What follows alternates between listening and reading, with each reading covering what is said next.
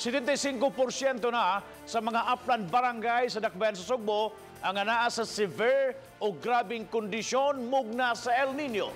Plano sa City Agriculture Office nga mo rekomendar og state of calamity kung padayon nga mo grabe ang sitwasyon sa 28 ka mga mountain barangays. Hinuon sa pagkakaroon padayon pa ang gihimong assessment sa City Agriculture Office aron mo'y basihan sa ilang rekomendasyon sa konseho sa Dakbayan. Ani ang report.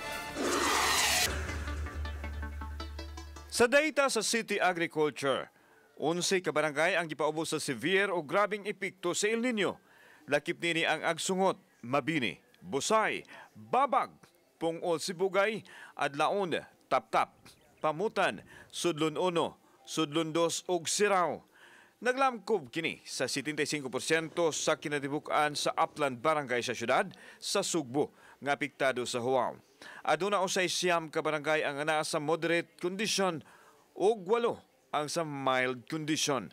Apan nabalaka ang City Agriculture Office nga mosangpot pa sa grabing sitwasyon kung magpabilin ang kainit sa panahon. As to sa figure sa damage, ang mga field technicians, they are still collating per sitio, per barangay.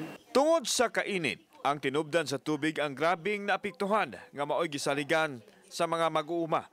Gipasabot ni Apple Tribunalo ang City Agriculturist nga ang 12 milyones pesos nga ipamalit og mga water containers og sprayer makatabang kaayos sa mga mag-uuma. Gamiton kini nga punduhanan og tubig gikan sa mga madaginot pa nga mga water source aron maggamit sa pagpamukbo sa tanom. Limitado na lang ang tubig, naapay tubig apan limitado na lang.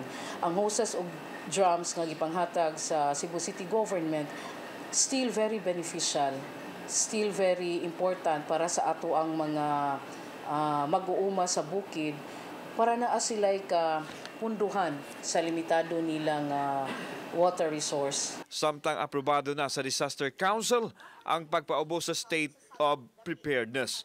Kasamtang ang ipahigayon ng assessment sa danyo sa mga pananom. Ang resulta maoy isumiter nila sa City Council alang sa pagdeklarar na sa state of preparedness.